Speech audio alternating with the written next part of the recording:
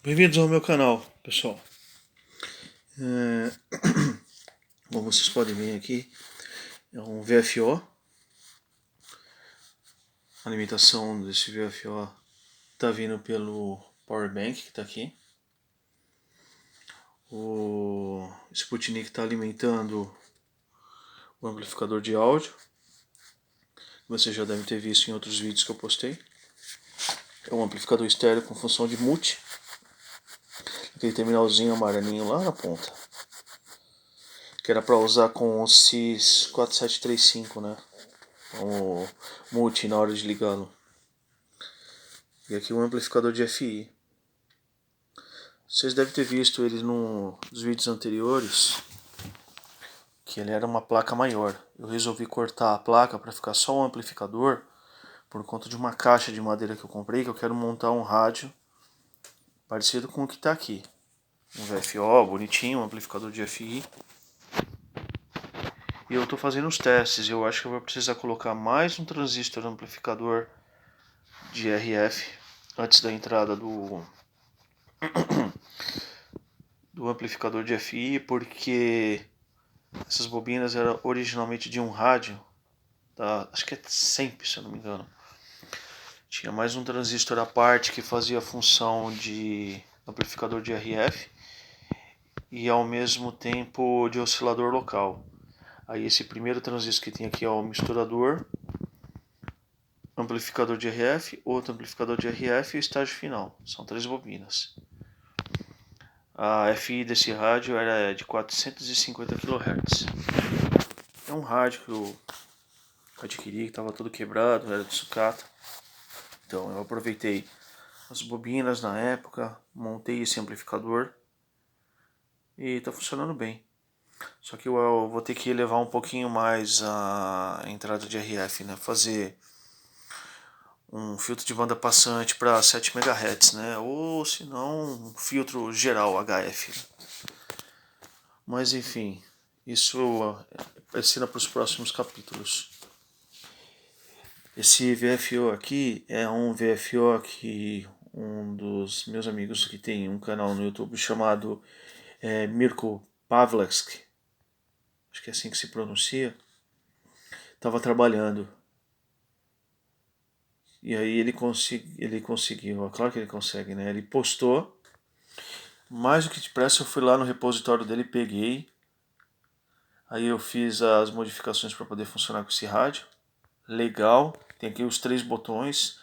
Na verdade são 4, né? Mas esse quarto botão ele era em paralelo com o encoder. Então eu deixei só o encoder mesmo e 3 botões. Os passos, memórias, avanço. Aqui está o SI5351, gerador de clock.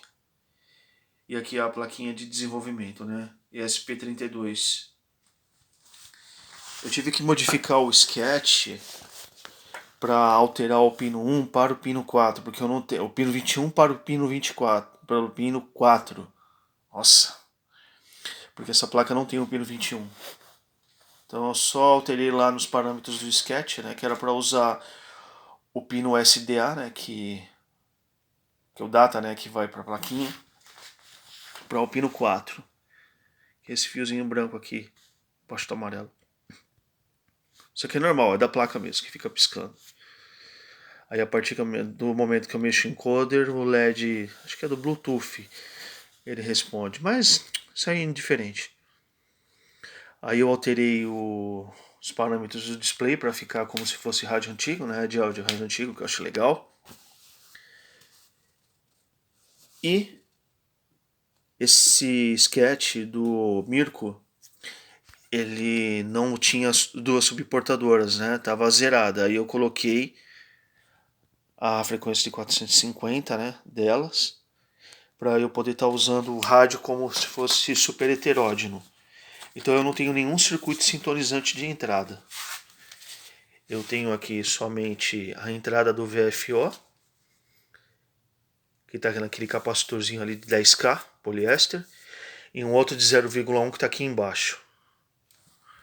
Está aqui embaixinho, um 0,1 104 de poliéster. Aí ele entra no amplificador, faz aquela coisa de misturar, né, no buffer.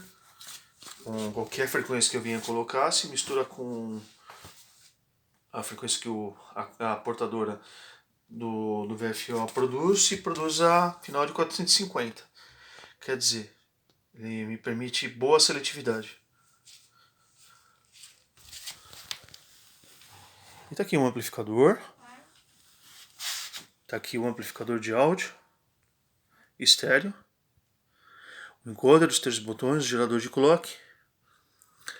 E aqui os radioamadores operando clandestinamente. Ai, caramba, que barato.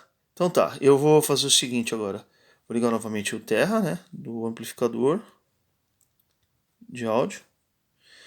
E eu tô sem controle de volume nada, eu tô fazendo tudo cru aqui mesmo. Vamos lá. Tá.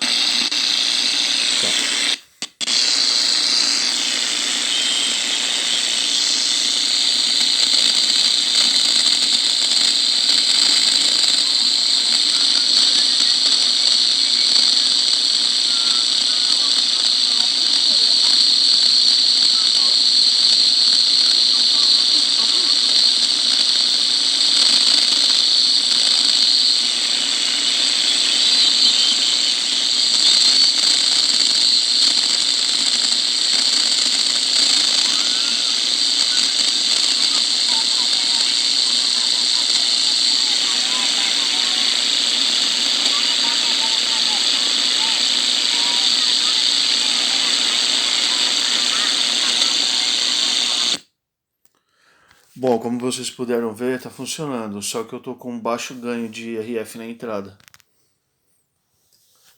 Depois eu vou ter que montar os buffers, né, para poder aumentar e elevar um pouquinho o sinal de RF de entrada.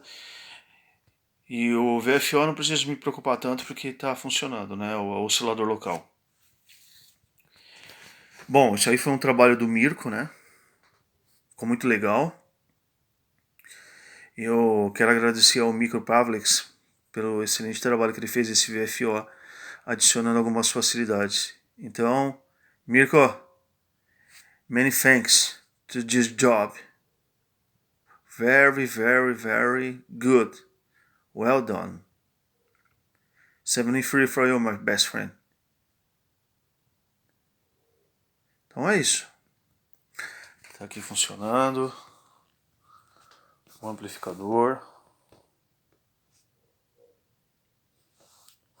Como eu havia falado originalmente, torna a repetir, né? Tinha mais um transistor que atuava como amplificador de RF e o oscilador local. Aí a saída dele, que era para o emissor, vinha para um capacitor, acho que de 39K, não lembro. Tem que ver o esquema. Aí ele entrava no emissor do transistor, que aí ele atua aqui como misturador. Então não tem o filtro o amplificador pré-seletor de entrada, né? Mas tudo bem. O Mirko, né, que eu acabei de falar, ele também fez um circuito semelhante. Só que ele usou aquele integrado que a gente conhece bem, que é o NE602 ou 612. Acho que ele funciona com Gilbert Cells. Acho que é isso. Ele é misturador e ao mesmo tempo oscilador. Aí o que ele fez? Ele fez o mesmo esquema que eu fiz aqui, só que ele fez com 10 MHz, analisando o circuito dele, de oscilador local fixo, né? E acho que é isso. E aí ele faz a sintonia do VFO, ele procura as estações, fica tudo bonitinho, tudo acertadinho. Muito melhor do que esse que está aqui. E ele até comenta que o circuito que ele montou com esse circuito integrado e as bobinas, né, amplificadores de FI, dá um resultado todo especial, e realmente ele tem razão. É que a etapa misturadora aqui não é tão boa quanto aquele circuito integrado. Porém, se eu porventura for usar, e eu vou usar, né, o NE602, a saída dele, depois que eu adicionar o sinal de entrada do VFO e a subportadora, ela já vai sair com um certo ganho, né? Já vai sair amplificada. Então eu posso introduzir no amplificador como está, eu não preciso alterar nada. O integrado já faz a função de misturador e amplificador de antena. Pré-seletor de entrada, né? Tá ali os diodos de germânio, circuito de AGC, ou Aromatic Gain Control, amplificador, novamente circuito. Quem tiver essa plaquinha aqui e for montar esse VFO, funciona. Só que no sketch vocês vão ter que alterar os parâmetros lá do CIS 5351. Não é o ponto H, se eu não me engano, acho que é o ponto CPP. Aí vai estar lá define SCL, SGA, pino 21 e pino 22. Como eu não tenho pino 21, eu defini lá como se fosse pino 4. E aí tá funcionando. Eu gosto de ambos os visuais, né? Tanto em forma linear de rádio como aquele como se fosse dos radioamadores. Muito legal. E novamente falando, ou se eu não comentei, né, alguns minutos atrás, o propósito desse VFO construído pelo Mirko, né? Ele estava trabalhando, era para equipar esses rádios mais antigos, né, que é uma saída só. E funciona bonitinho. Bom, é isso, gente. Espero que vocês tenham gostado.